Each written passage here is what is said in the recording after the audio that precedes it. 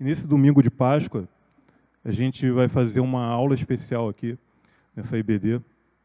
A gente vai falar sobre as últimas palavras da cruz, as últimas palavras de Jesus na cruz. E eu vou ter aqui um amigo hoje também que vai ministrar comigo aqui, que também é conhecido de vocês, muito querido. A gente tentou fazer no passado aí uma live juntos. Cheguei, Renato. Só que não deu certo naquela ocasião. Mas hoje estamos aqui, né? Então, nessa transmissão, aqui a partir daqui da igreja, junto com vocês. E quero pedir que você pegue sua Bíblia aí, vamos começar juntos a estudar, a aprofundar sobre o que a palavra de Deus nos diz a respeito desses últimos momentos antes, né, no caso da morte de Jesus na cruz. E a gente vai refletir um pouco sobre isso. Às vezes, eu já ouvi isso, sabe, de alguém dizendo que eu não gosto muito, né, de falar da morte de Jesus, eu prefiro falar da ressurreição de Jesus, né?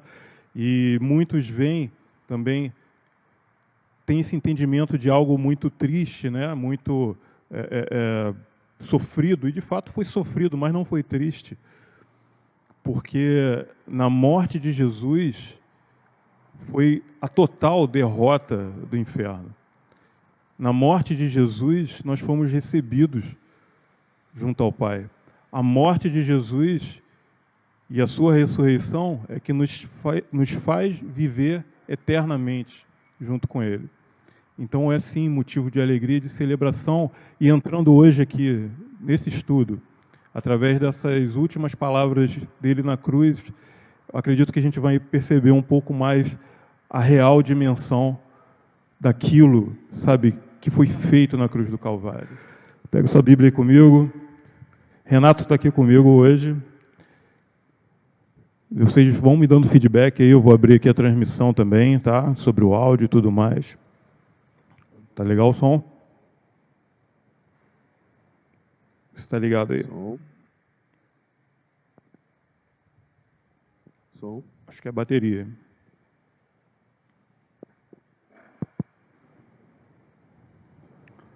Vamos lá. Amém. Em seu nome vamos vencer. Nosso Deus é poderoso. Conforme cantamos aqui nessa manhã. Oi? Amém? Beleza? Som. Alô, som. Bom dia. Ok. Oi? Bom dia, é um prazer estar aqui, pastor Giovanni, junto com você, né, falando essas palavras, as últimas palavras de Jesus na cruz. É impossível não falar, né, da cruz. Nós, como os evangélicos, nós entendemos que o evangelho tem que ir na cruz, não tem jeito, a cruz de Jesus. E na Páscoa, é impossível na Páscoa não falar, né, justamente da morte de Jesus, do sábado e logo depois, do domingo, a sua ressurreição. Então é um prazer estar aqui. Tentei fugir, mas não teve jeito. Não dá para fugir. Vamos lá.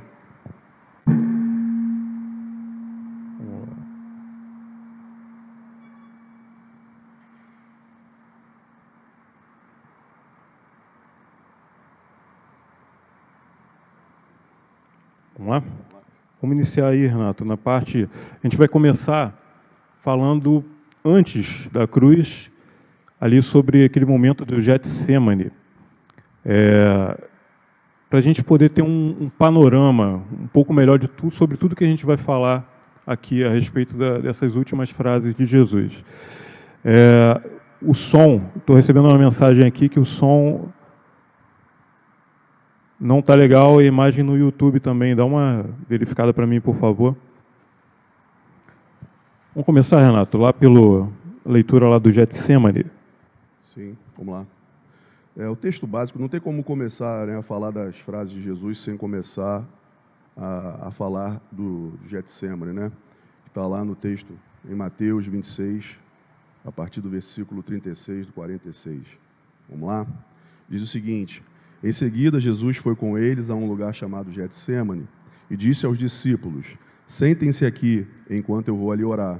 Levando consigo Pedro e 2 filhos de Zebedeu, começou a sentir-se tomado de tristeza e de angústia. Então ele disse: a minha alma está profundamente triste até a morte, fiquem aqui e vigiem comigo. E adiantando-se um pouco, prostrou-se sobre o seu rosto, orando e dizendo: meu Pai, se é possível que passe de mim esse cálice. Contudo, não seja como eu quero, e sim como tu queres. E voltando para os discípulos, achou-os dormindo e disse a Pedro: então, nem uma hora vocês puderam vigiar comigo? Vigiem e orem, para que não caiam em tentação. O espírito, na verdade, está pronto, mas a carne é fraca. Retirando-se pela segunda vez, orou de novo, dizendo: meu Pai, se não é possível que esse cálice passe de mim sem que eu o beba, faça-se a tua vontade. E voltando, achou-se outra vez dormindo, porque os olhos deles estavam pesados. Deixando novamente, foi orar pela terceira vez, repetindo as mesmas palavras. Então voltou para os discípulos e lhes disse: vocês ainda estão dormindo e descansando. Eis que é chegado a hora e o Filho do Homem está sendo entregue nas mãos dos pecadores. Levantem-se e vamos embora. Eis que o traidor se aproxima. A gente ficou conversando, durante esses 2 dias. Então a gente se depara mais uma vez aqui num outro jardim.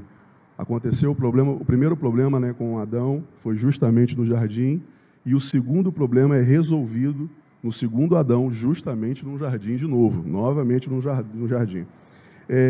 Nossas conversas, que a gente teve durante esses 2 dias, foi justamente entender o que está acontecendo aqui, o pano de fundo, porque quando a gente lê, a gente fala, olhando aqui, Jesus falando que está com o espírito triste, com o espírito angustiado, muitas vezes a gente tem a interpretação errada, achando que Jesus não queria fazer essa missão. Teve medo, sentiu, essa angústia. Então a gente entende erradamente que ele, quando ele conversa com o Pai, ele fala: passa de mim esse cálice. Mas a gente vai entender daqui a pouquinho o que significa passar esse cálice. A gente vai daqui a pouquinho entender. Deixa eu ver mais uma coisa aqui. Lá em Gênesis, que está mostrando a formação do homem, que faça o homem a imagem e a semelhança, em Gênesis 1:26, que aí já é um outro texto, só para a gente entender esse contexto que está acontecendo aqui, justamente na fala de Jesus, O homem é a expressão própria do Deus, a Trindade, mas também em Gênesis mostra a sua queda, em Gênesis 3, e o Cordeiro de Deus que foi morto desde a fundação do mundo, que está em 1 de Pedro 1, de 18 e 21, e Apocalipse 13:8, que também é uma outra questão que a gente vai abordar também daqui a pouquinho, para a gente entender todo esse contexto, esse pano de fundo que está acontecendo aqui no momento, A questão não é que se Deus estava sendo surpreendido pela queda do homem, não. Deus já sabia, o que iria acontecer. A gente conversou muito a respeito disso, porque aparentemente parece que a Trindade não sabia, foi pego de surpresa quando aconteceu, a primeira queda de Adão. Não foi isso que aconteceu. Vou deixar você falar um pouquinho também. Às vezes a gente pode entender dessa maneira, ou muitas vezes assim, a gente já ouviu dessa maneira, E termina sendo, na verdade, assim como se Jesus tivesse sido o plano B. Deu tudo errado e agora a gente tem que resolver. Se a gente parar e olhar novamente todo o relato ali da criação lá em Gênesis, conforme Deus ordenadamente foi, criando todas as coisas, ele sempre falava, e viu Deus que era bom. Ou seja, era bom, era perfeito. Eu até falei com o Renato, imagina... Você construiu sua casa, E aí você constrói a sua casa, mas na expectativa que a casa vai cair algum dia. Não faz sentido, Você constrói a sua casa da melhor maneira, da maneira correta, da maneira boa, para sempre. Para que aquilo seja um bem seu e da sua família. Que você tenha alegria naquilo ali, A criação, Deus não foi diferente. A expectativa dele não era que... poderia dar errado. Eu acho que a questão aqui não é nem entrar muito nessas nuances, porque a gente acaba meio que se perdendo, desviando do foco principal. Deus sabia, não sabia. Uma coisa é certa, Deus é onisciente. Ele é eterno. Ele está na eternidade, ele vê tudo fora do nosso tempo. Ele vê tudo completamente. E conhece a sua própria criação, conhecia o coração de Adão, conhece os nossos corações. Então, o foco aqui, a questão é a seguinte: O Cordeiro de Deus foi morto desde a fundação do mundo. E aí isso está lá na 1 Pedro, Pedro escreveu sobre isso, e depois João também escreveu no Apocalipse. O Cordeiro, que somente ele é digno de abrir o livro da vida, né? Lembra disso lá em Apocalipse. Cordeiro que foi morto antes da fundação do mundo.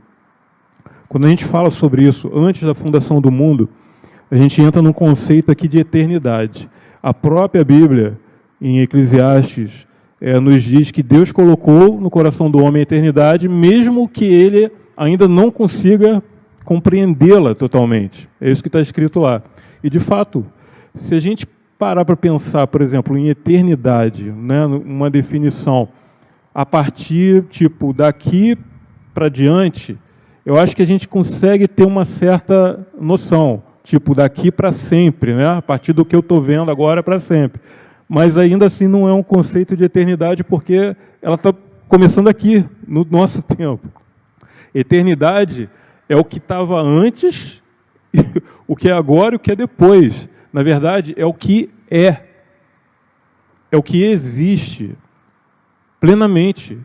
E concretamente, vamos dizer assim, diante de Deus, não foi, não vai ser, é. Por isso que Deus se apresenta, por exemplo, lá para Moisés, né? Quem eu vou dizer para o faraó que tu és? Diga, eu sou. Simplesmente, eu sou. O eterno. E aí, quando o Cordeiro de Deus é morto antes da fundação do mundo, aí tem gente que pensa, caramba, mas como foi isso? Então, já estava programado a morte de Jesus, o sacrifício de Jesus. Mais uma vez, não vamos dar muita volta nisso. Vamos focar, qual é a questão aqui? Não é, conforme o Renato falou, sobre Deus ter sido surpreendido, deu errado, vamos ter que consertar, fazer ali uma mini conferência ali da Trindade.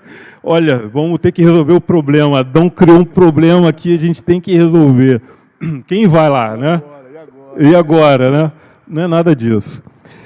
Isso fala sobre a grande questão que é o quê? Deus é gracioso e justo eternamente.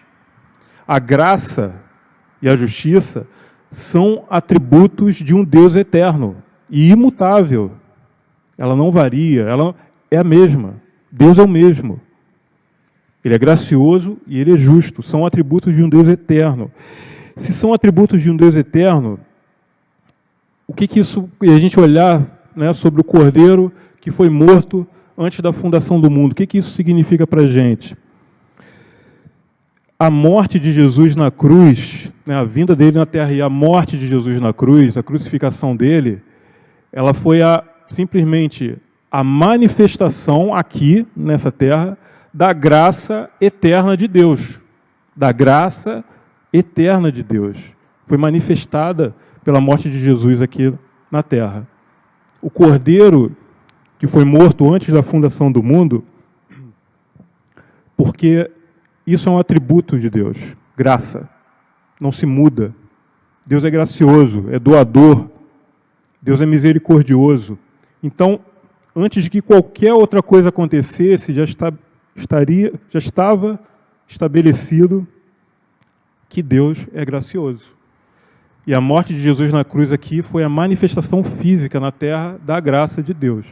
O Verbo se fez carne, andou entre nós e foi morto na cruz do Calvário. É sobre isso que está se falando aqui. E aí,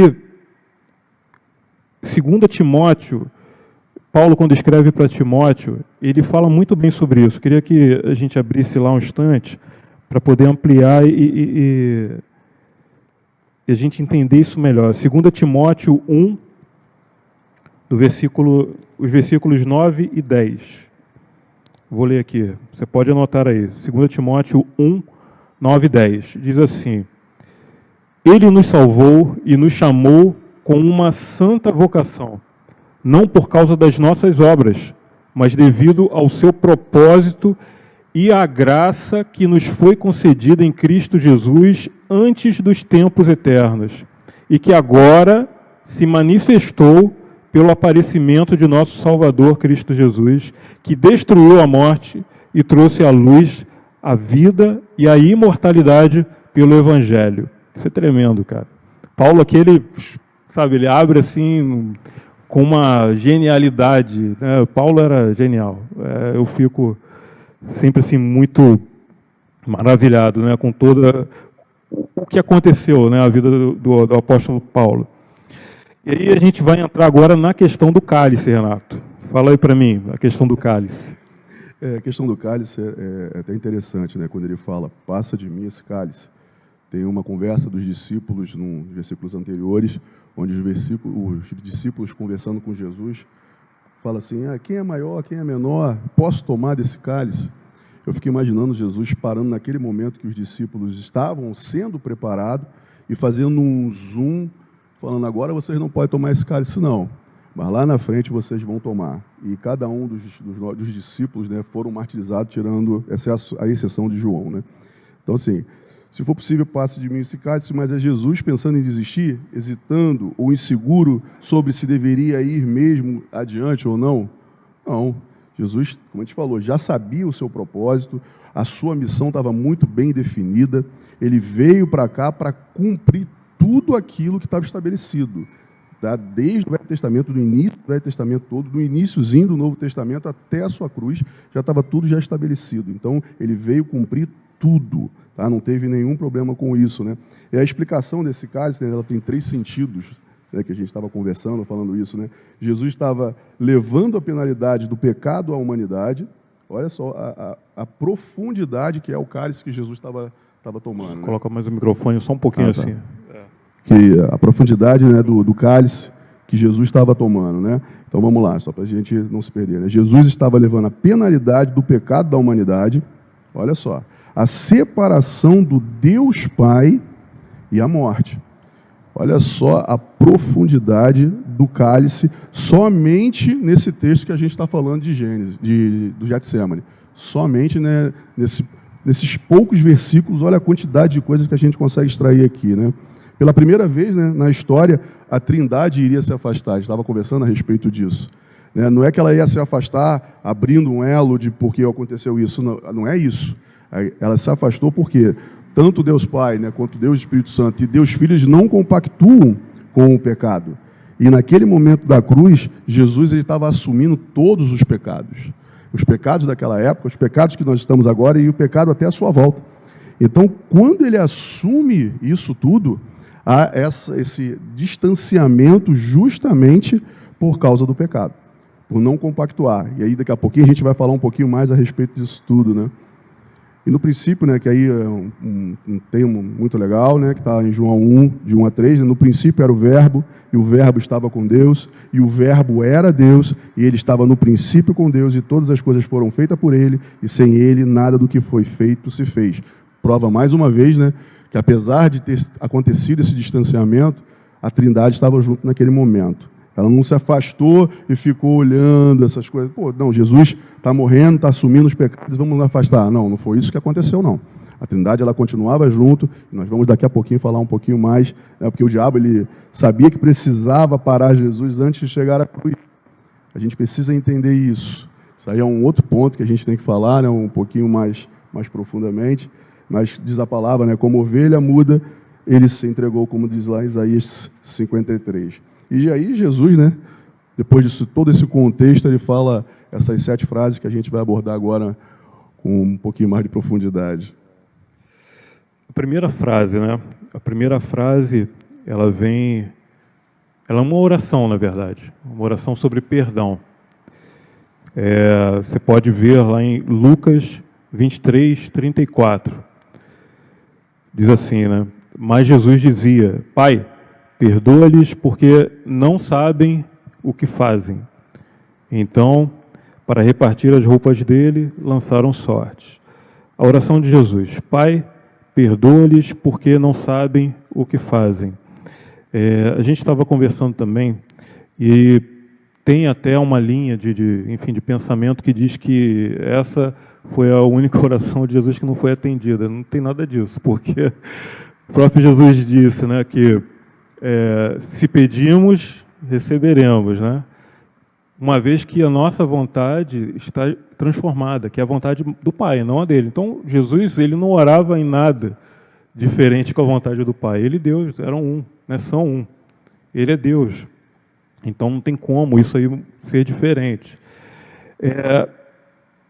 Você pode, talvez, num primeiro olhar, até pensar, né, que Jesus estava falando exatamente sobre aquelas pessoas que estavam envolvidas ali na crucificação dele, né?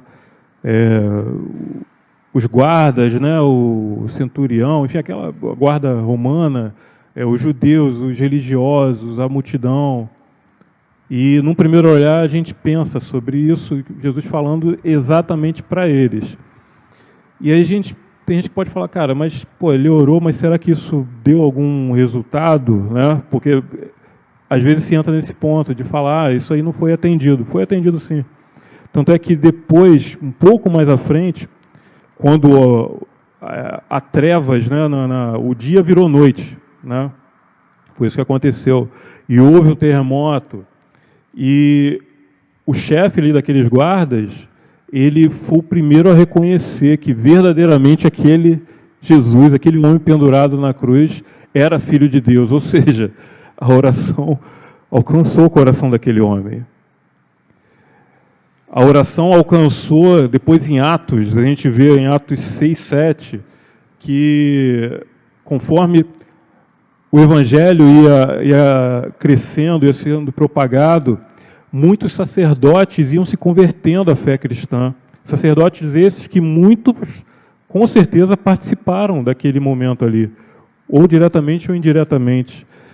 A questão ali, entenda isso, Pai, perdoa-os porque eles não sabem o que fazem.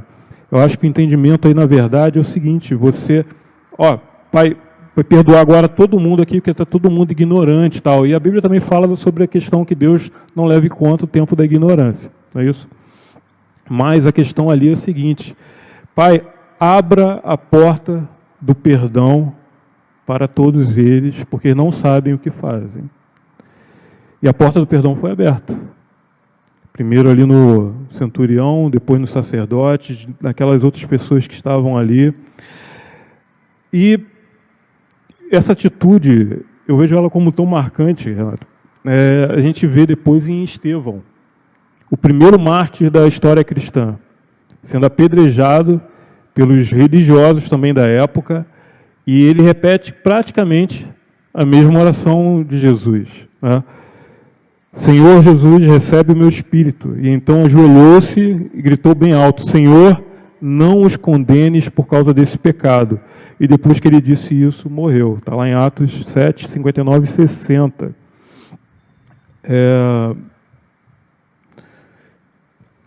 A grande questão aí, não saber o que fazem. E se a gente pensar nisso de uma maneira muito mais ampla, quantos de nós, hoje em dia, fora da luz do Evangelho, a gente vive de uma maneira que também não se sabe o que faz. Eu acho que todo mundo, em algum momento, pode ter passado por uma situação daquela do seguinte, eu fiz alguma coisa e depois alguém vem falar, cara, por que você fez isso? Eu falo, cara, eu não sei por que eu fiz isso. Alguma coisa ruim, alguma coisa pesada, alguma coisa que fere, os princípios da verdade, da palavra. Esse momento, e aí essa oração de Jesus, ela não é condicionada exatamente somente àquelas pessoas, mas a todos nós, a todos os homens em todas as eras. Não sabem o que fazem, estão perdidos. Deus, enviou Jesus, seu Filho unigênito, né, que a gente fala que é o texto central da Bíblia, né, João 3,16, para que todo aquele que nele cresce não perecesse, mas tenha vida eterna.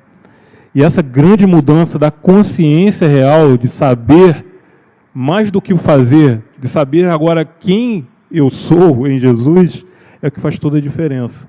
E aí você realmente começa a saber o que você faz. Voltando no jardim, Adão e Eva, né? Aquela questão toda, a árvore do conhecimento do bem e do mal. Ontem a gente falou pra caramba sobre isso também, né? Eu lembrei até da minha filha, né? Quando eu conversava com ela, ensinava ela sobre a criação, ela falava, pai, por que Deus deixou essa árvore lá? Aí eu tinha que contornar tudo, falar com ela e conversando com ela. a questão toda, conhecimento do bem e do mal, ou seja, saber, né, o bem e o mal. E uma vez que eles tomaram essa atitude, né, foram atrás do que a serpente falou de maneira enganosa para eles, mas colocou para eles uma proposta mais do que tentadora. Simplesmente é isso, conhecer o bem e o mal, não é simplesmente saber o que é bem e do mal, eu determino, eu sei para mim, eu conheço para mim o que é bem e o que é mal. A partir de agora, eu não preciso de Deus para me dizer isso. Essa foi a grande rebelião. E todos os homens foram encerrados debaixo do pecado, a palavra também diz isso, e Cristo é justamente esse resgate. Perdoa porque eles não sabem o que fazem, ou seja, Pai, e aí também, deixando de lado discussões, por quem Cristo morreu e tal, não sei o que, cara, Deus amou o mundo de tal maneira que enviou seu Filho. Eu não tenho como pensar, né, que Jesus, né, morreu por um grupo exclusivo de pessoas. Cara, o coração dele é para que todo o homem venha a ele, todos venham para a casa do Pai, todos sejam alcançados. E é esse amor que continua disponível para mim e para você hoje. Fala aí, Renato. E a gente tem que ver como eu falei, todo o pano de fundo, né? Então, assim, todas as frases que Jesus falou têm um significado, têm um porém. Então, se a gente entrar aqui no Pai, perdoa-lhes porque não sabe o que faz, a gente tem que entender o que está acontecendo no mundo espiritual. Diabo, ele precisava acabar com essa trajetória antes que Jesus chegasse na cruz. Porque o plano da salvação para que chegasse até a gente, até nós hoje, era justamente a cruz. Então, aquelas pessoas, elas foram usadas no campo espiritual para que fizessem tudo que fizeram com Jesus, para que ele não chegasse até lá. Então, Jesus, ele olha essa situação toda no mundo espiritual e fala, Pai, perdoa, porque eles não sabem o que estão fazendo. Eles estão fazendo porque agora existe uma influência na vida dessas pessoas para que isso aconteça, mais uma vez, com um plano, com um propósito, com uma missão bem definida. Então, a gente precisa estar entendendo essas coisas. Então, cada frase de Jesus tem um propósito, tem um significado, tem um cuidado. Tá? A gente precisa entender essas coisas todas.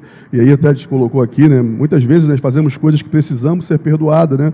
Coisas às vezes até simples, né? Um troco que a gente recebe a mais, que às vezes a gente, né? Muitas das vezes a gente acaba, né, se sentindo no direito de pegar aquele troco e não sendo o direito. Eu lembro de uma situação que aconteceu comigo, muito engraçada. Na época eu estava com um carro que tinha gás, e quando eu ia para o Rio, eu parava ali, acho que é Itaboraí, e por eu abastecer o carro, eu tinha o direito de tomar o café. E aí eu troquei de carro, fui lá, não abasteci, achei que eu tinha o direito de tomar o café. O rapaz chegou e perguntou, está abastecendo? Mas foi no automático. Eu falei, estou. Quando eu sentei, mas foi na hora, o Espírito Santo falou assim, você está abastecendo? Você está realmente abastecendo? E aí eu comecei a tentar me justificar com o Espírito Santo. Isso é que é o mais interessante, que às vezes a gente faz isso, né? A gente tem que ter uns argumentos. Eu falei, Jesus, é só um café. É R$2,50 um café. E aí André não estava entendendo, né? Que eu começo a fazer minha testa começa a frangir, ela não entendeu o que está acontecendo. Eu falei, peraí. Aí quando eu estava indo embora pagar, eu falei, o rapaz esqueceu de colocar o café. Então são essas coisas, às vezes, que a gente acha que é simples, mas abre uma porta de ilegalidade para um problema lá na frente, futuro. Então a gente precisa entender essas coisas todas. Não é uma coisa, um troco, não é seu. Então, assim, Jesus já está falando, perdoa. Já vai perdoando, já vai aprendendo a fazer essas coisas todas. Entendeu? Uma roda de amigo, né, que não deveríamos estar. Aquelas conversas que a gente não deveria estar. Então Jesus já estava antevendo os problemas que poderiam acontecer. Então a gente precisa entender todo esse contexto de uma oração. Pai, perdoa porque não sabe o que estão fazendo. Então a gente precisa entender, lógico que não se leva em conta o tempo da ignorância. Então agora a gente já sabe. O Espírito Santo está aí como referência, como base, nos ensina, nos envolve, nos mostra que nós estamos fazendo errado, que é o que é certo, o que é certo, o que é errado, o que é errado. Ele sempre vai estar mostrando, mas a gente sempre precisa estar com a nossa visão, o nosso foco em Cristo e entender todos os planos, os seus propósitos nas nossas vidas, entendeu? né? Aí está lá em Atos, só para deixar de referência, né? Deus não leva em conta o tempo da ignorância, mas agora Ele ordena todas as pessoas em todos os lugares que se arrependam. O fato é se arrepender. A gente precisa entender, né? Porque o pecado a gente vai pecar até que volte Jesus, mas qual é a ânsia? Se arrepender de fato. É o que acontecia com Davi. Davi, se a gente pegar as referências de Davi, justamente ele não seria referência para ninguém. Mas por que ele se torna referência? Porque ele se arrependia de fato. E aquele pecado que ele cometeu, ele não fazia mais. Então a gente precisa ter esse entendimento e fazer igualzinho. Ponto também importante, a questão sobre o tempo da ignorância, né, que Deus não leva em conta, conforme está falando aqui, mas isso é para os que se arrependem. Deus é justo também.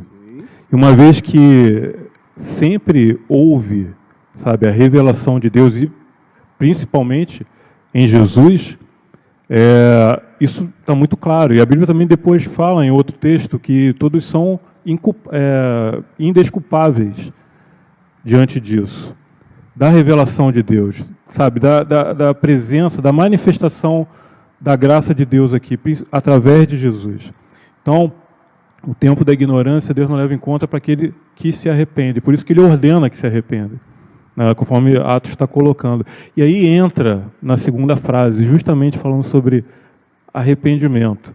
Essa segunda frase, Renato, ela fala sobre uma declaração da eficácia da obra de Jesus. Está lá em Lucas 23, 43.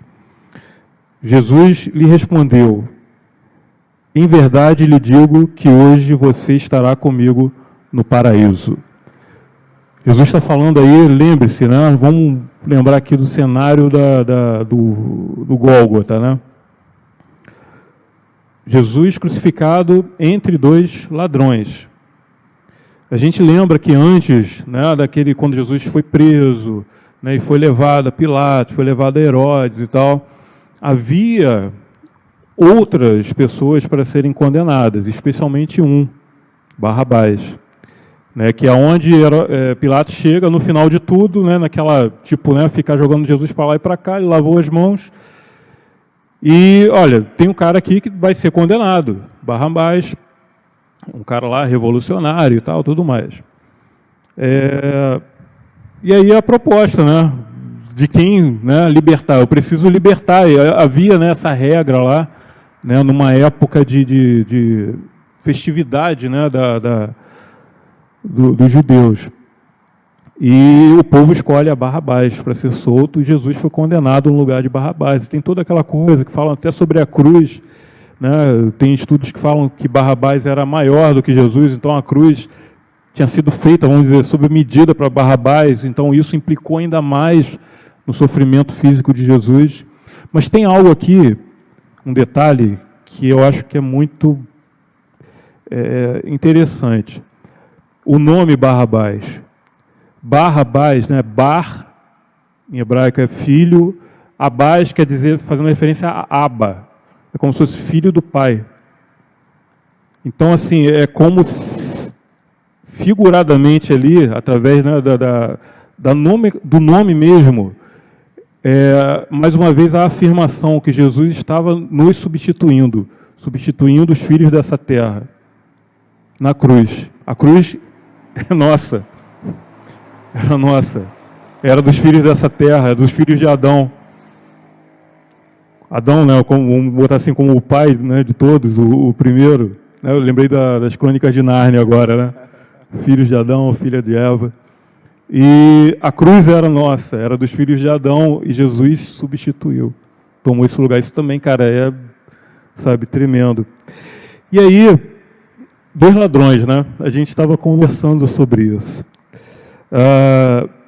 Jesus restaurou a comunhão perdida no Éden por Adão. Hoje mesmo estaremos juntos, pois você entendeu o que vim fazer aqui. Né? Isso a gente pensando aqui sobre Jesus, ali falando com o ladrão. O propósito de Jesus nessa terra é de trazer novamente essa conexão, essa comunhão nossa com o Pai. Né? A nossa adoção pelo Pai Eterno. E aí, dois ladrões, cara, isso também em textos anteriores aqui, a gente conversou sobre isso também. Os discípulos, eles disputavam, né? E perguntavam para Jesus, e pediram, na verdade, para Jesus, nem perguntaram. Né? Eu acho que foi Tiago e João, se eu não me engano. Né? Senhor, deixe-nos que um assente à sua direita e outro à sua esquerda quando entrares no seu reino. E Jesus fala para eles justamente o quê? Sobre o cálice. Né? Tipo, vocês conseguirão beber do cálice que eu tenho que beber? Mais ou menos isso, né? E Renato falou aqui sobre o cálice. O cálice que Jesus tinha que beber, o cálice no qual Jesus falou no Getsêmani, que se fosse possível, né, passar ou apressar. O pastor Denilson ele fala muito sobre isso. Não é tipo tirar, mas apressar, passar rápido. Né? Mas que seja feita a tua vontade, não a minha. Essa oração de Jesus. E aí, quando a gente pensa nisso, dos discípulos disputando, para um estar à direita e à esquerda, quando Jesus assentasse, sabe, o seu trono, no seu reino. E a gente olha aqui, quando Jesus tomou o cálice, quem estava ao seu lado, à direita e à esquerda, eram 2 ladrões. 2 ladrões. Eu vejo isso assim como algo... Osíris, ele fala muito isso, né, professor Osíris? Jesus atrapalha a religião. E aquilo ali, com certeza, se a gente olhar para essa imagem, é um choque. E, sabe, olhando desse ângulo, é um choque. 2 ladrões. E aí a gente vê que um dos ladrões ali começa a zombar de Jesus. Engraçado que ele fala quase que as mesmas propostas que Satanás tinha feito para Jesus. Se não é o Filho de Deus, desce dessa cruz e vem nos salvar. Não é o Filho de Deus, sai daí e tal. Né? Uma provocação, afrontando, ofendendo realmente. Um homem totalmente entregue à condição pecadora dele e sem arrependimento. E aí o outro ladrão, que é engraçado, né? Repreende o outro parceiro dele. Provavelmente os 2 eram até parceiros de Barrabás, de repente prendeu ali a quadrilha, né? Barrabás se safou, ficou os 2 lá. E aquele outro repreende ele, cara, para de falar. Tipo, você não tem temor? Esse não fez nada. Ele não fez nada, a gente está aqui porque a gente é culpado. Ele não fez nada. O mundo espiritual estava sendo mexido naquele momento ali. Ele não fez nada. Eu não sei, né, porque a Bíblia não entra em detalhe e a gente, né, fica conjecturando muito, mas provavelmente aquele ladrão, lá nas andanças dele, nos roubos dele da vida, enfim, nas coisas erradas que ele fazia, provavelmente ele ouvia falar de Jesus, ou até em algum momento esteve ali entre a multidão que ouviu Jesus ou seguiu Jesus em determinado momento, porque ele reconhece quem Jesus é. Naquele momento, o ladrão prestes a morrer, ele reconhece quem Jesus é. Senhor, lembra-te de mim quando entrares no teu reino. E aí, talvez, cara, ladrão, né? Tem até aquela frase, né? Famosa e infame. Quer dizer, é famosa, mas para mim é infame, né? Ladrão bom, ladrão morto. E Jesus vira para ele e fala, te digo, hoje mesmo estarás comigo no paraíso. Hoje mesmo estarás comigo no paraíso. Ali já estava estabelecido o reino de Deus. Lembra que eu falei sobre a eternidade? A eternidade não é ontem, não é amanhã, a eternidade é hoje, Então, a partir daquele momento que ele se arrependeu, ele já estava com Jesus, entrando no reino com Jesus. E que nunca é tarde para aquele que se arrepende. Nunca é tarde para aquele que se arrepende, para aquele que se volta a Jesus. E aí, assim, irmãos, e você, de repente, que está assistindo, ouvindo aí em algum momento, não sei qual é a sua condição de vida, não sei o que você fez até aqui, qual é a sua história, o que você está fazendo ainda, o que você está planejando fazer aí.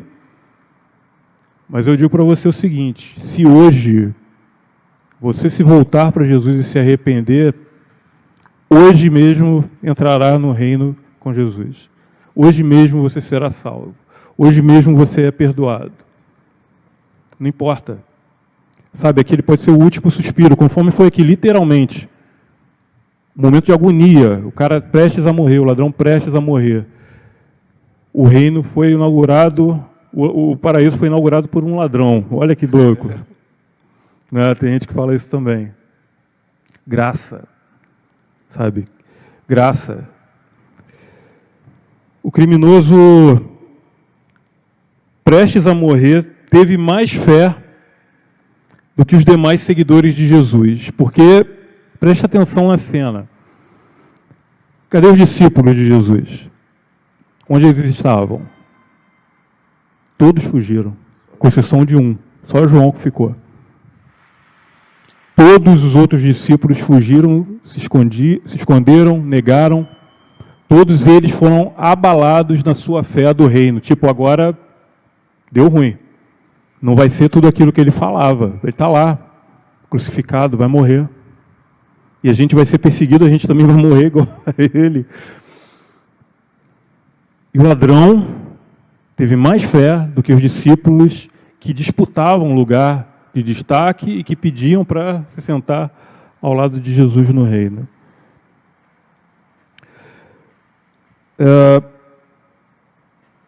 O criminoso que, olhando para Jesus ao seu lado, que morria, teve a capacidade de, sozinho ali, através de Deus, sabe, ser tocado ali pela manifestação da graça de Deus, conforme eu falei aqui, através de Jesus, na crucificação dele, ele foi tocado e se arrependeu. E ele foi salvo, ele foi alcançado instantaneamente. Ele foi capaz de, apesar da vergonha presente, porque a cruz é vergonha, ele estava sendo condenado injustamente. E ele foi capaz de olhar para a glória que estava proposta, para a glória do porvir, para a restauração, para a transformação. E isso continua hoje, isso não muda. Não importa a condição em que você vive agora. Quando Jesus fala, venha como estás, né? Não importa. Porque se você olhar, se você tiver essa percepção que esse ladrão da cruz teve, não do que ficar preso na sua condição de vergonha hoje, na sua condição de pecado hoje, mas olhar para aquilo que Jesus quer fazer na sua vida, você é alcançado. E você é liberto e é salvo pela graça de Deus. A graça, a misericórdia, o amor de Jesus, ela nos constrange e está disponível para mim, para você, para todos nós hoje. Isso é uma das frases, assim, né, essa segunda frase para mim que mais, sabe, mexe muito comigo isso. O ladrão, com a vida toda desregrada, no último momento, se arrepende e é recebido por Jesus. E aí, falando sobre essa questão de vergonha, questão do pecado, entra também agora na terceira declaração, que é uma declaração sobre a preocupação humana de Jesus. Você quer falar aí, Renato? Vamos lá. Vamos lá, né? Está em João, né, 19, 26, 27, que diz o seguinte: mulher, eis aí o seu filho. Depois disse ao discípulo, eis aí a sua mãe. Dessa hora em diante, o discípulo a tomou para casa. Na verdade, a gente sabe que o discípulo aqui é o discípulo João. E essa frase mulher, que para a gente, né, soa pesado, né, já que entendemos que Maria era a mãe de Jesus, mas por que Jesus fala mulher? Isso era um hábito comum da época. Jesus não estava menosprezando a sua mãe por falar mulher. Era como se a gente estivesse falando hoje senhora para alguém que a gente tenha um respeito de uma pessoa de mais idade. Então Jesus estava falando isso, mulher, senhora, ó, eis aí o seu filho. João, eis aí a sua mãe. Mais uma vez a gente vê o cuidado do Senhor nos detalhes. Ele não deixou ninguém desamparado. Mesmo nesse momento difícil, nesse momento de cruz, nesse momento de morte, ele não deixou ninguém desamparado em relação a isso, né? Deixa eu ver mais uma coisa aqui que tem aqui importante. Deixa eu ver lá, João 23, 24, escritor do Evangelho, né, diz a questão de registrar que os soldados dividiram, né, e sortearam entre si as roupas de Jesus. Interessante pensar que essa ação, né, procede a fala de Jesus para Maria e João. Logo depois que ele fala isso, eles vão lá, sorteiam, né, a roupa de Jesus, disputam, né, a roupa de Jesus. Aí a gente fica pensando, por que eles fizeram essas coisas? quantas coisas aqui. Ou então, assim, eu penso muito por que isso foi João, né? Isso está no Evangelho de João. Por que João, né, como testemunha ali ocular, ele fez questão de escrever esse detalhe que aconteceu antes de Jesus virar para ele e para Maria, né? Falar com Maria, eis aí seu filho, e para João, eis aí a sua mãe. Por que João, sabe, fez questão de registrar isso? Eu estava lendo, Renato, que existia, né, meio que uma regra ou um costume no exército romano, e aí também, né, dentro ali daqueles guardas, né, que participavam daquele agrupamento, que estavam ali guardando a cruz, né, os condenados, que era o quê? Todo aquele que era condenado e era morto, os guardas, eles tinham direito de se apossar dos bens que eles estavam levando, as roupas, seja o que for, eles se apossavam daquilo para eles. E daí eles começaram a dividir as vestes de Jesus. E sobre as vestes de Jesus, está falando aqui 4, né, no caso, né? E depois tem o manto, né? Se eu não me engano, vou tentar lembrar aqui das peças que, né, conforme também alguns estudiosos falam, que tem aquela peça que era tipo o capuz, né, que se colocava, né, sobre a cabeça. Naquela época, muito sol, né, gente? Era um deserto. Então se usava, né, uma peça de vestuário tipo um capuz. Essa foi uma das peças. Tinha o talit, né, que era como se fosse a túnica, né, que usava no corpo, por baixo, era outra peça. Tinha o cinto, que aí, no caso, era toda a parte de baixo, né, da vestimenta, e as sandálias, 4 peças.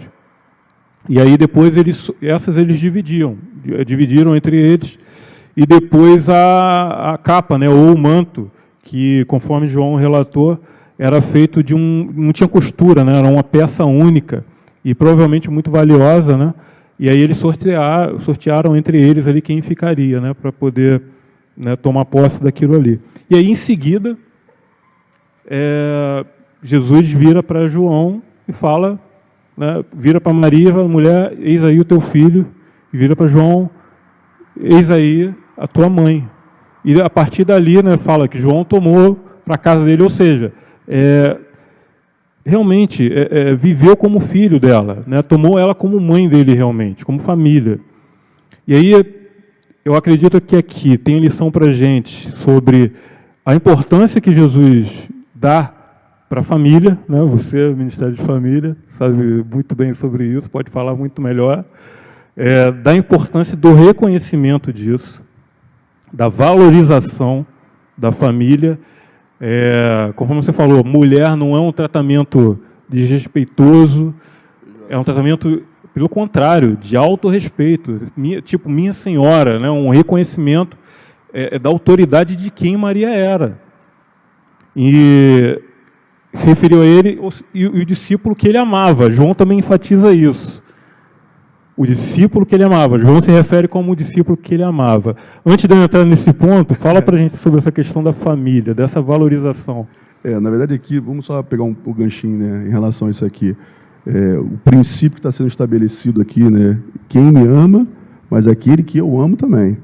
Então, esse princípio aqui está sendo estabelecido justamente nesse momento, né? Quando tem aquela passagem, né, Pedro, você me ama, que é uma das passagens mais constrangedoras que tem na Bíblia. Eu fico imaginando uma cena, eu não sei como é que você lê a Bíblia, mas quando eu leio, eu fico tentando imaginar a cena. Jesus conversando com Pedro: Pedro, você me ama? E aí ele de bate pronto já diga, né, com certeza, Jesus, estamos juntos. Com certeza, eu amo demais. Então apacenta a minha ovelha. Mas Jesus não para, ele pergunta de novo: Pedro, você me ama? Eu imagino que aquele momento ali tenha sido já mais constrangedor, porque a resposta foi, com certeza, Senhor, eu te amo. Já não foi mais com aquele entusiasmo. E aí Jesus fala de novo, mais uma vez: então apacenta a minha ovelha. Só que Jesus, ele não para. Pela terceira vez ele fala: Pedro, você me ama? E aí eu acredito que tenha ficado aquele silêncio, aquele momento de introspecção, que você começa a olhar para dentro de você, para ver o que está acontecendo dentro de você, se você realmente ama ou não ama. E aí ele já responde: Senhor, tu sabes. Então, assim, a gente começa a entender aqui esses princípios que estão estabelecidos, já entrando na família, né? Se a gente for entrar na família, quantos princípios a gente vai pegar aqui e nesse simples, olha, senhora, cuida daqui, princípios novamente estão estabelecidos. Marido, ama sua esposa. Esposa, ama seu marido. Filhos, olhem como é que vocês vão tratar seus pais. Pais, olhem como é que vocês vão tratar seus filhos. Quantas ordenanças a gente tem justamente nisso aqui, nessa hierarquia que Jesus estabelece nessas frases que estão contidas aqui. É muitos ensinamentos, às vezes para pouco tempo de aula para a gente poder falar, é muita coisa aqui que a gente tem para extrair aqui, é muita coisa, né? Mas aí, né, deixa eu ver mais uma coisa aqui, não é sobre ir à igreja, é sobre ser igreja, não é sobre aquilo que se pode obter de Jesus e sobre aqueles a quem Jesus ama.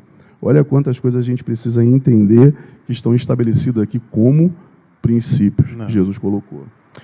O grande ponto aqui dessa frase de Jesus é olhar para aquele cenário e a gente perceber que ali, diante da cruz, e vamos pensar nisso também hoje, né?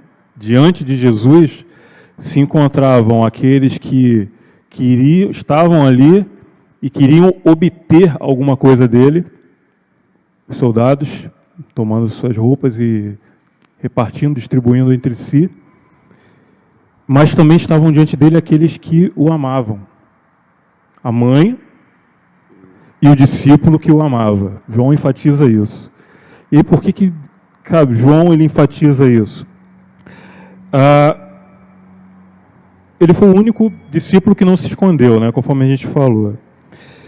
E ao pé da cruz se estabeleceu ali o princípio de que quem me ama, isso Jesus falando, quem me ama, ama aqueles que eu amo. Quem me ama, ama aqueles que eu amo. E aí entra também, Renato, numa questão de igreja. A partir daquele movimento ali, foi também um movimento inicial de João. Depois a gente vê que João lá na frente, né, nas cartas e tudo mais, vê que ele foi um bispo responsável pela igreja, se não me engano, de Éfeso. E, enfim, começou um movimento ali a partir de quê? Desse princípio. Quem me ama, ama aqueles que eu amo. Somos um. A questão da igreja, essa deve ser a essência de ser igreja, onde todos são de todos, onde a dor de um é a dor de todos, onde todos somos nivelados por igual. Debaixo da cruz de Cristo não tem, níveis, não tem destaques, não tem... Todo mundo foi nivelado por baixo, por igual, diante da cruz de Cristo. E debaixo da cruz de Cristo é o lugar da manifestação do vínculo da perfeição, que diz lá, Paulo escreveu lá em Colossenses 3,14. Qual é o vínculo da perfeição? O amor. Sabe, Renato, para mim, assim, hoje, o maior movimento de amor que a gente tem, principalmente agora nessa época, né, ainda de isolamento, né, com essas dificuldades que a gente está vivendo, oração. A gente está fazendo aí, lives de oração, tem horários, né, de oração. E muitas das vezes a gente não para abrir, né, recebe a notificação, né, que está acompanhando, né, espero que todo mundo esteja acompanhando a página, o perfil da igreja, no Facebook, e recebe a notificação, Nova Vida está ao vivo agora, oração de tal hora. E muitas vezes a gente ignora. E esse é o principal momento da manifestação do amor. Porque o vínculo da perfeição do amor de Deus, o que Jesus está falando aqui, mulher, eis aí o teu filho, filho, eis aí a tua mãe. É o que ele fala para mim e para você. Giovanni, eis aí o irmão que está internado com Covid. Irmão, eis aí o irmão que está desempregado. Renato, eis aí a família que está passando necessidade. João, eis aí o amigo que precisa de libertação.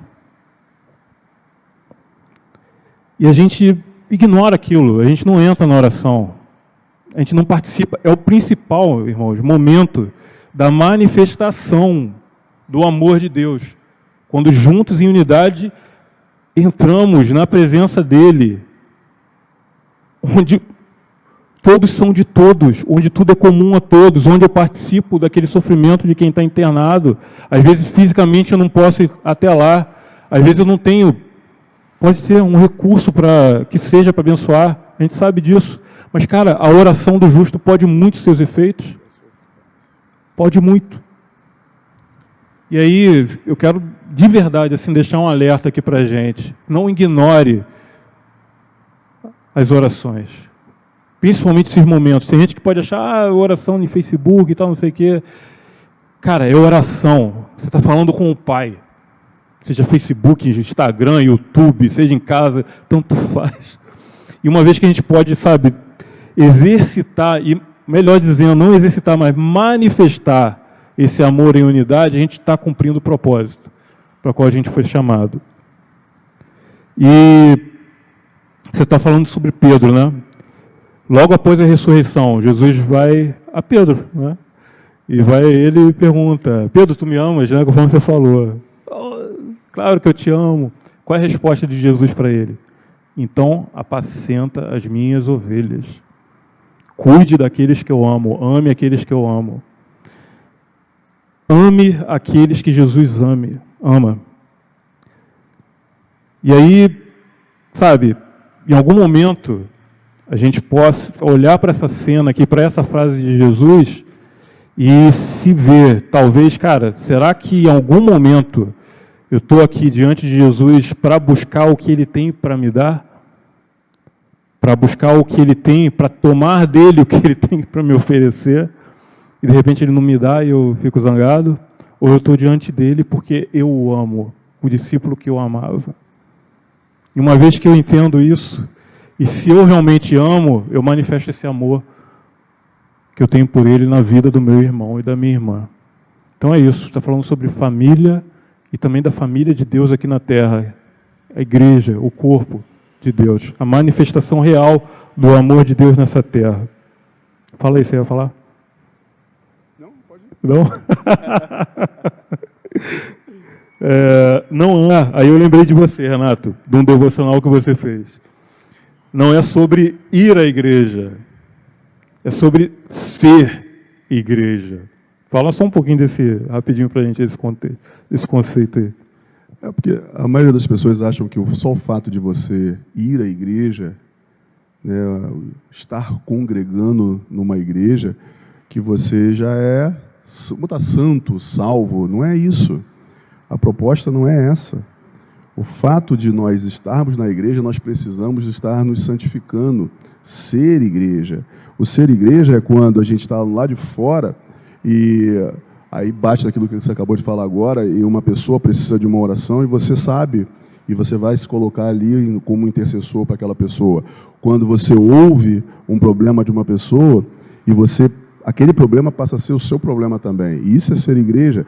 Então, assim, tudo está linkado aqui. Se a gente parar para pensar nas frases anteriores, né, que hoje mesmo você estará comigo no paraíso e só tinha João, né, e um preso, né, um ladrão entende isso, e os outros 11 estão aonde? Um já tinha morrido, então os outros 10 estão onde? Escondido.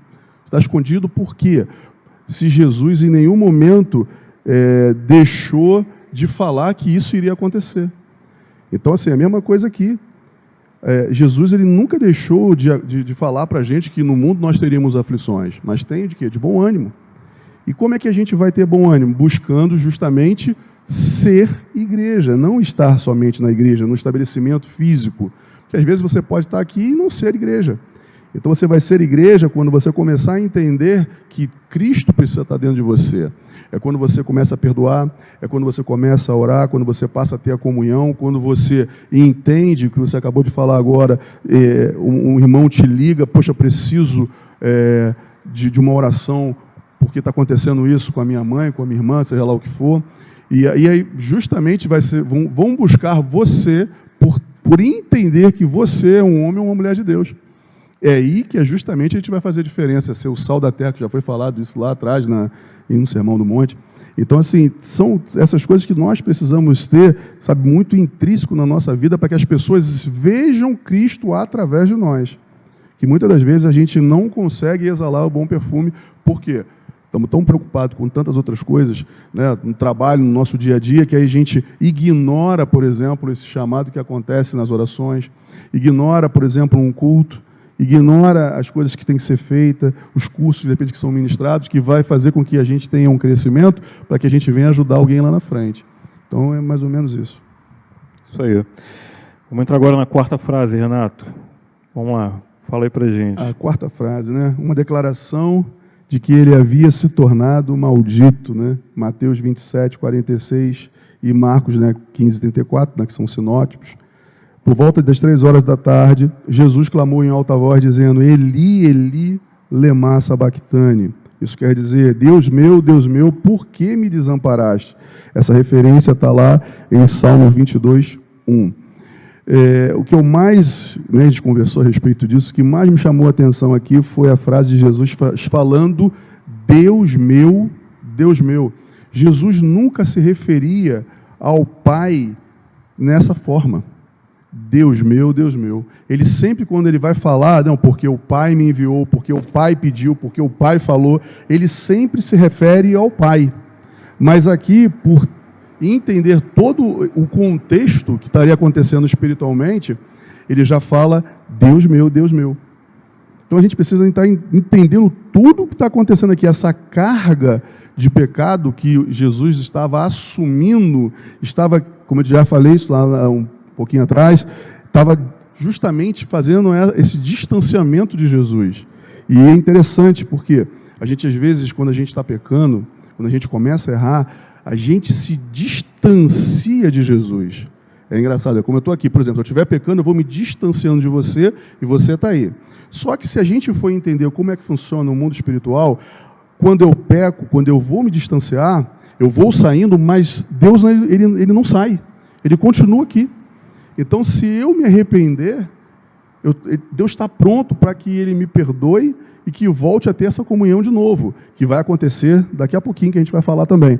Então, só para a gente entender como é que funciona. A gente peca, a gente se distancia do Senhor, mas o Senhor nunca se distancia da gente. Então, a gente precisa ter todo esse entendimento do que está acontecendo aqui, né? Essa separação do Pai, essa manifestação da agonia que sentiu lá no Getsemane, agora está sendo retratada aqui. Que está acontecendo justamente aquilo que a gente falou, esse distanciamento todo, né? Coisa que nunca tinha acontecido, e aí eu acho isso muito interessante, e leva para a gente como uma reflexão, porque quando Jesus ele assume esse pecado, não porque ele pecou, mas ele assume o pecado de todo mundo, há esse distanciamento, ele fica em agonia. E muitas das vezes nós pecamos, nós fazemos porque queremos, e nós não temos essa agonia. E mais uma vez aí entra no ser. Entramos às vezes na igreja adulterando, roubando, pecando, mentindo, sem fazer nenhuma transformação que Cristo pede para que a gente seja mudado, transformado à luz dele, e nós entramos e levantamos as mãos e adoramos. Então isso tudo aqui serve como um alerta para a gente, como parâmetro para como está a nossa vida agora espiritual. Porque não adianta estarmos lá fora fazendo um monte de coisa e chegarmos aqui e querermos ver a manifestação do nosso Senhor. Porque não adianta, Deus ele não compactua, mais uma vez, aqui está mostrado, Deus não compactua com isso. Às vezes, hoje, nós não temos visto os milagres do Senhor tão fluente como era no passado, por justamente acontecer isso. Qual é a nossa frequência na leitura da palavra, na meditação, da nossa conversa, do nosso tempo de qualidade com o Senhor? Como é que tem sido? Isso tudo vai refletir de como está funcionando a igreja de hoje, a igreja do século XXI. Então, se a gente não entender esses parâmetros, essas diretrizes que estão sendo colocadas nessas frases aqui, nós não vamos conseguir viver a plenitude daquilo que Cristo quer para mim e para você. Isso é fato. Então a gente precisa estar entendendo tudo isso aqui, ó, né, como se fosse possível, né, Jesus falou, né, passe de mim esse cálice, passando dele o cálice, o sofrimento físico que era terrível, mas o pior é o período dessa separação espiritual de Deus que a gente já falou, já comentou aqui. Aqui, né, como Jesus estivesse se entregando e não morrendo por causa das dores e pelo sofrimento. Falamos a respeito disso também, que às vezes nós temos um entendimento, a morte, ela teve influência diretamente na morte de Jesus, não foi isso. Jesus, ele se entregou por mim e por você. Daqui a pouquinho a gente vai falar um pouquinho mais a respeito disso aí. Verdade. Renato começou falando, né? Essa frase de Jesus, né, esse brado, na verdade, né, foi um grito que ele deu. Deus meu, por que me desamparaste? Né? E ponto interessante também que Jesus sempre se refere a Deus como Pai, sempre. Esse é o único momento a qual ele se refere a Deus não como Pai. Deus meu, ele não chamou, né, o Pai. Às vezes, assim, tem a música, né? Eu nunca saberei o preço, né, que foi pago, né, na cruz. A gente canta volta e meia isso. E é imensurável esse preço, sabe, o custo disso.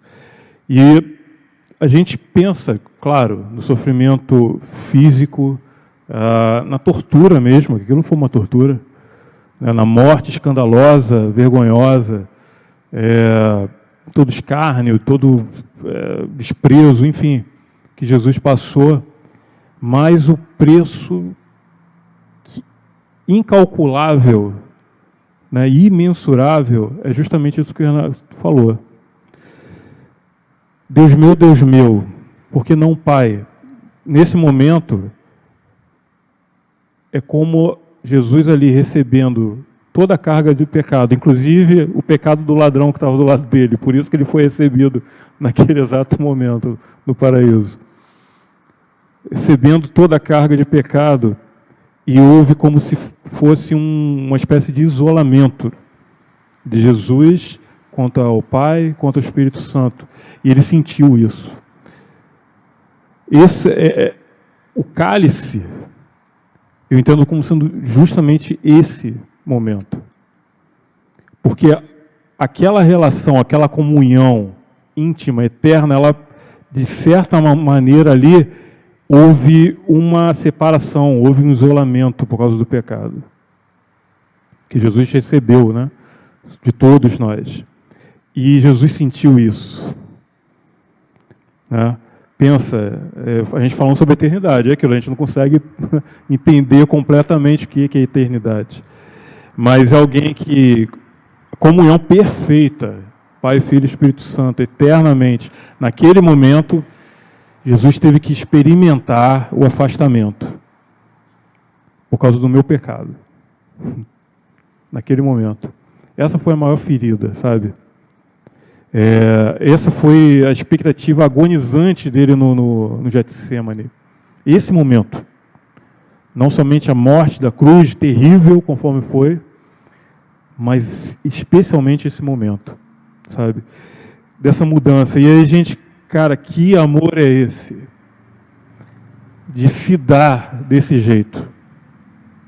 De entregar um próprio filho inocente no meu lugar, pecador.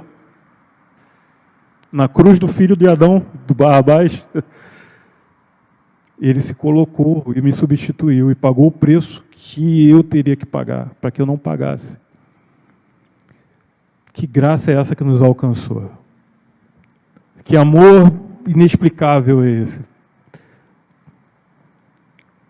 Eu só tenho, a única resposta que eu posso dar para isso é dar a Ele a minha vida, conforme Ele deu a vida dele para mim.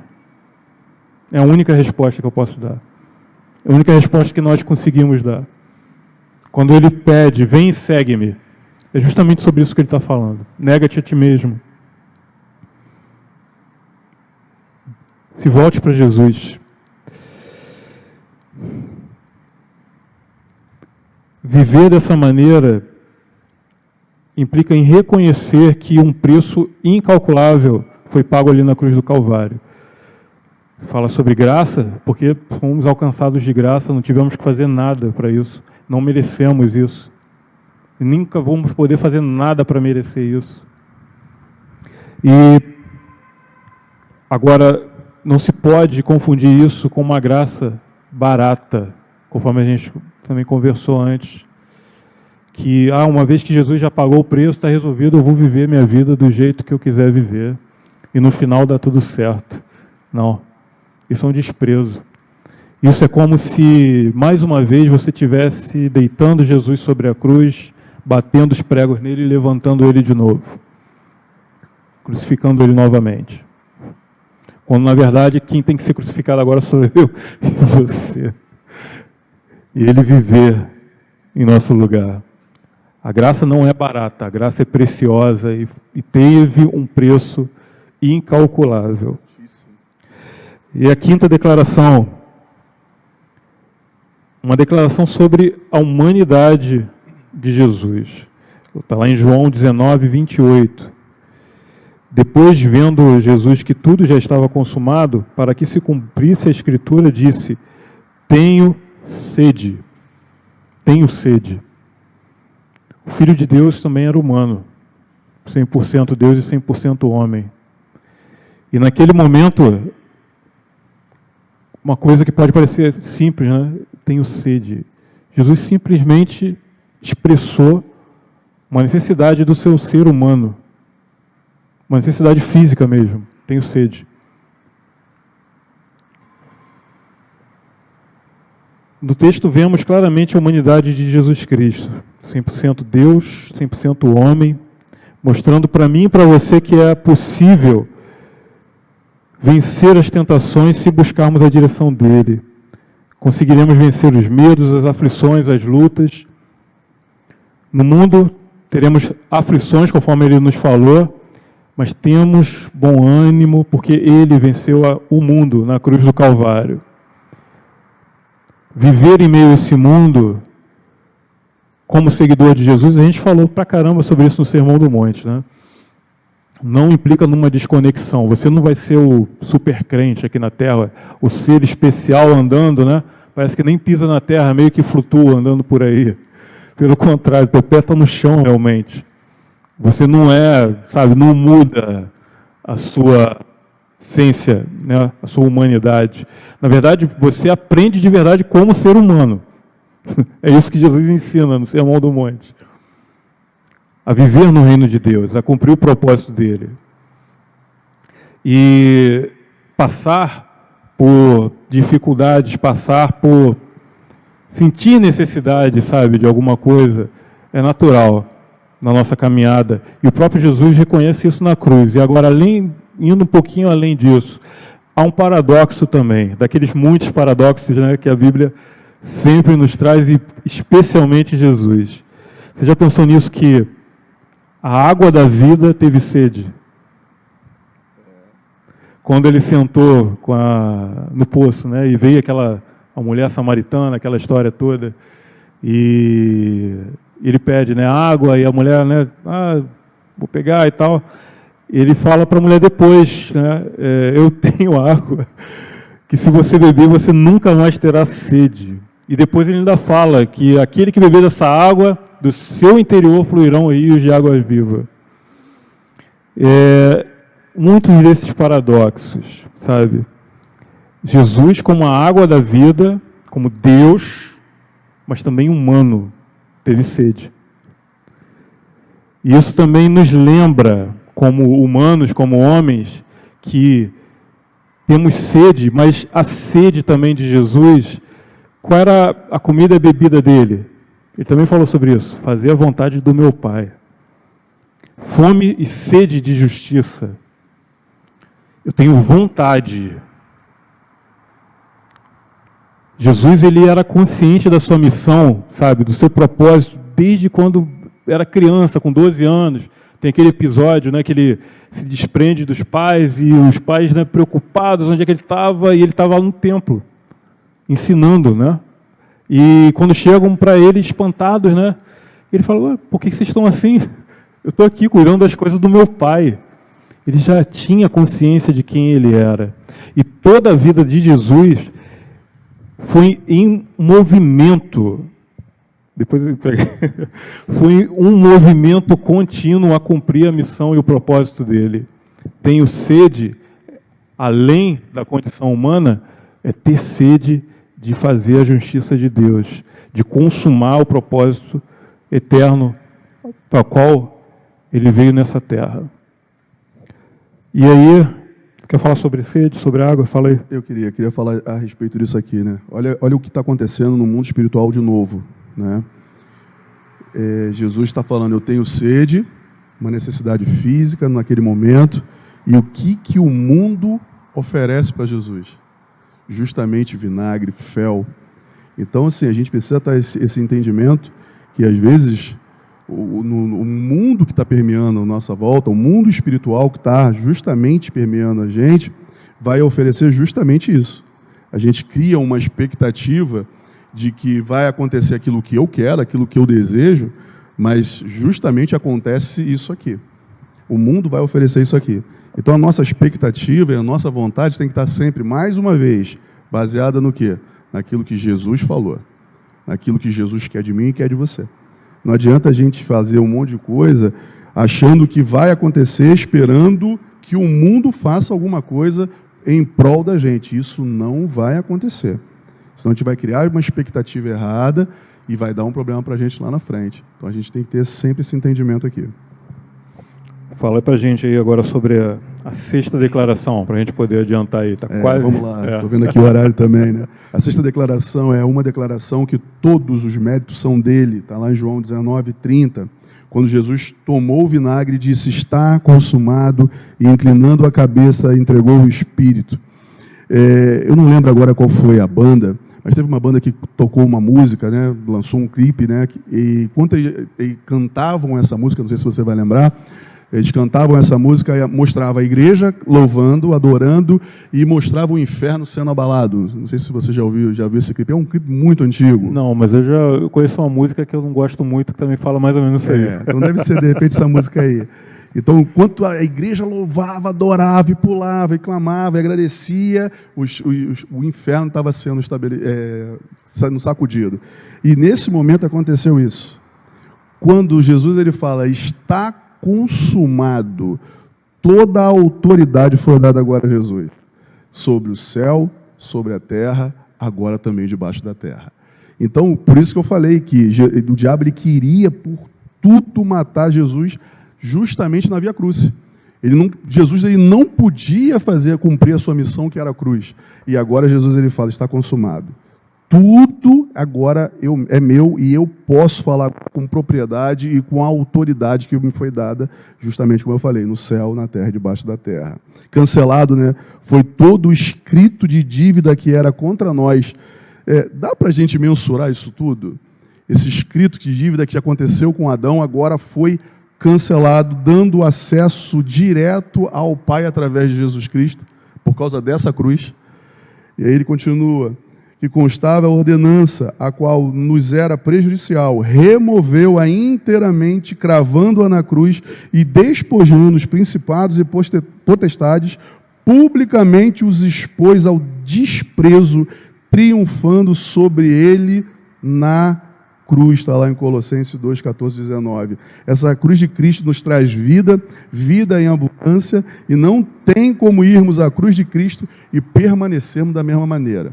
Quem chega, acabamos de falar agora do ladrão, quem chega na cruz de Cristo, ele é automaticamente transformado por causa dessa cruz. Porque ele consegue identificar o que aconteceu ali e vai ser transformado de dia a dia para a glória do Senhor. Está consumado, né? Está resolvido, fechou a conta, né? Mais ou menos. Está pago, né? Você está falando da música, que eu lembrei aqui de uma outra música, né? Que fala que teve festa no inferno, né? Quando Jesus, cara, isso está muito errado.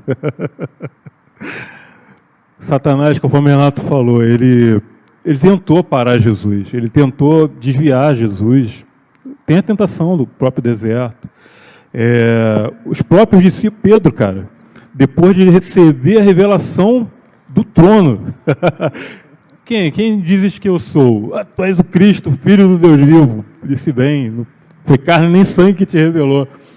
E daqui a pouco Jesus começa a falar sobre o quê? Sobre o cálice, sobre a missão dele. Não, Senhor, mas não tem que sofrer, não. arreda de mim, Satanás.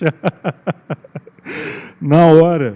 Então, Satanás, ele tentou parar, ele tentou, de maneira dele, enfim, impedir, sendo que nada poderia impedir Jesus. A morte não pôde impedir Jesus. E quando Jesus é crucificado, né, tem a música, né, e tem, o inferno está em festa, não está em festa nada. Foi o desespero deles. O inferno estremeceu, porque eles sabiam que tinha acabado. Toda a autoridade que até então eles possuíam estava acabada. Jesus assumiu, tomou de volta toda a autoridade. Quando ele, depois de ressurreto, e ele envia os discípulos, né, na grande comissão, o que ele fala para os discípulos? Eis que todo o poder me foi dado nos céus e na terra, portanto, ide e pregai o evangelho. Todo o poder, toda a autoridade. Tem um pastor que eu coisa e fala, o que é tudo? Tudo é tudo, né? Todo é todo. O que sobrou para Satanás? Nada. Não tem autoridade, não tem mais poder para aqueles que estão em Cristo Jesus. Paulo escreveu sobre isso. Nenhuma condenação há para aqueles que estão em Cristo Jesus. Está resolvido, está consumado. Então, assim, gente, beleza, música e tal, mas está errado, não entra nessa. O inferno não fez festa, não, foi o desespero dele. Ali que ele viu, o cara perdeu, sabe, não tem mais jeito, já era. Toda a autoridade de Jesus. Não tem aquelas ideias, né, tem figurinha, meme, sei lá, né, da Jesus fazendo queda de braço com o diabo. Pelo amor de Deus, o diabo já foi pisado. Jesus pisou a cabeça dele na cruz do Calvário. Está consumado. Se está consumado, nos diz que nós fomos redimidos, fomos adquiridos novamente, fomos reconquistados. Aquilo que tinha se perdido em Adão, conforme Renato falou, agora foi comprado novamente por Cristo. Os filhos de Adão agora se tornam filhos de Deus. A cruz de Barrabás é a cruz de Jesus. Foi a cruz que Jesus tomou, no meu e no seu lugar. E aí, para a gente fechar, a 7ª declaração, que ela também está junta, né, dessa última frase aí, que é uma declaração que Deus aceitou o sacrifício, que é em Lucas 23, 46, diz assim, então Jesus clamou em alta voz, Pai, nas tuas mãos entrego o meu espírito. E dito isto, expirou. Olha que poder, que autoridade que Jesus tem. Jesus não foi assassinado, vamos dizer assim, pelos homens. Ele não foi pego e morto pelos homens. Ele entregou a sua própria vida. Pai, em tuas mãos eu entrego o meu espírito. E olha o detalhe. Antes ele não chamou, né, de Pai. Deus meu, para a carga do pecado. Agora, Pai. Está consumado, né? Está resolvido, foi pago. E agora, Pai, entrego em tuas mãos o meu espírito. O sacrifício dele foi recebido e aceito pelo Pai. Cara, isso é tremendo. Jesus o tempo todo era consciente da sua missão. Quando Paulo escreve lá em Filipenses, para a igreja, né, de Filipos, e para nós hoje, tende em vós a mesma atitude, ou o mesmo sentimento, dependendo da versão, que houve em Cristo Jesus. E ele fala que se humilhou, que suportou a morte de cruz, que se deu, que se entregou em favor de todos nós, tende em vós essa mesma atitude, esse mesmo sentimento, que era o quê? De fazer a vontade do Pai. De sermos conscientes, até porque essa palavra aí, desse texto de Filipenses, frônesis, que aí se traduz algumas versões como Atitude, tende em vós a mesma atitude. Em outras versões, tende em vós o mesmo sentimento. Na verdade, é uma palavra que ela não tem uma tradução exata, porque ela é muito mais ampla. Ela não tem uma tradução exclusiva em português. Ela diz tanto sobre atitude, sentimento e vontade. Atitude, sentimento, vontade. Jesus tinha consciência de quem ele era e de qual era a missão dele. Jesus tinha vontade de cumprir essa missão e ele tinha atitudes. Ele se movia para cumprir, se moveu para cumprir essa missão. E aí Paulo nos chama para o mesmo conceito, para o mesmo princípio. Tende em vós isso, a consciência da sua missão, a vontade de viver essa missão e se mova para cumprir essa missão. Tende em vós o mesmo sentimento e atitude de Jesus.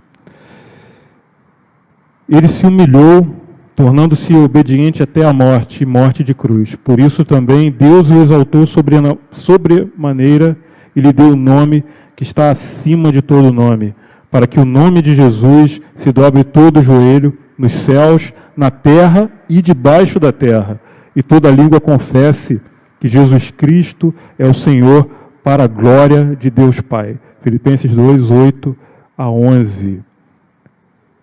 E na conclusão, Renato, o que você pode destacar aqui para a gente? Vamos lá, né? Na conclusão que eu te colocou aqui, né? Jesus, ele sabia muito bem do seu propósito, da sua missão, daquilo que ele veio fazer, o que ele tinha que fazer e cumpriu com excelência. A segunda conclusão que a gente teve, né, de todas as frases de Jesus aqui, foi que Deus, ele é um Deus de detalhes. A riqueza em cada frase, em cada detalhe, em cada cuidado, foi tudo manifestado nessas frases aqui. A terceira, né, que me chamou muita atenção, né, que quem colocou Jesus na cruz não foram os pecadores, não foram os bêbados, não foi a prostituta, não foi o ladrão, e sim foram os religiosos daquela época. E às vezes eu fico até pensando, né, se Jesus voltasse, se materializasse novamente em carne, né, e não na sua segunda vinda, como está escrito na Bíblia, mas voltasse dessa forma como ele veio aqui, eu tenho certeza que ele viria para a igreja. Será que nós, como receberíamos Jesus se ele viesse dessa forma materializado? Como é que a gente faria? Será que nós mataríamos Jesus de novo? Porque ele iria falar, olha, está acontecendo isso, está acontecendo aquilo, acerta aqui, acerta ali. Será que nós seríamos obedientes a tal ponto? Porque foi isso que ele veio fazer. A quarta coisa que a gente tirou, a religiosidade não nos leva a lugar nenhum, mas Jesus Cristo nos leva para o céu. Então a gente precisa estar com isso bem enraizado no nosso coração, com esse entendimento que não é aquilo que eu faço, não é aquilo que eu leio, que eu entendo, mas sim aquilo que Cristo falou, Cristo quer que a gente faça, aquilo que ele quer que a gente desempenhe. E precisamos, né, entregar a nossa vida à pessoa certa, que é o nosso Pai, como aconteceu aqui com Jesus, nosso Deus Todo-Poderoso. Então é assim que terminamos aqui. Nesse domingo de Páscoa, a pergunta é a seguinte: o que a cruz diz para você? O que a cruz está falando para você? Quando eu falo a cruz, né, não pense, né, no objeto de madeira, mas na obra de Jesus. O que ela fala com você? Às vezes, podemos ser tentados a olhar para a cruz e medir os outros, sabe? Dizer, né, os cristãos, né, crucificariam Jesus novamente e tal, aquela coisa, né, conversa política, ideológica e tal. E sempre para se atacar, sabe, outro, sempre para ferir a outro. Mas a pergunta não é essa. Quando você olha para a cruz não está te perguntando sobre o outro. A cruz está perguntando sobre você, sobre mim. O que a cruz diz para o Giovanni? O que a cruz diz para o Renato? O que a cruz diz para você? Porque, conforme falamos, ao pé da cruz, todo mundo está no mesmo nível. Jesus nivelou todo mundo por igual. Não tem destaque, não tem lugar diferente. Está todo mundo igual, debaixo da cruz do Calvário. E, mediante tudo isso que a gente falou aqui hoje de manhã, cada frase do nosso Salvador, na iminência da sua morte ali na cruz, de entregar a sua vida por mim e para você, ele ainda continuou falando poderosamente em cada frase, em cada detalhe. Falando sobre a minha vida, falando sobre a missão, nos chamando à realidade. O que a cruz nos diz nesse domingo de Páscoa? Quero deixar essa pergunta para você. O que a cruz te diz nesse domingo? Qual é a voz? O que você está escutando? O que ela está falando sobre você?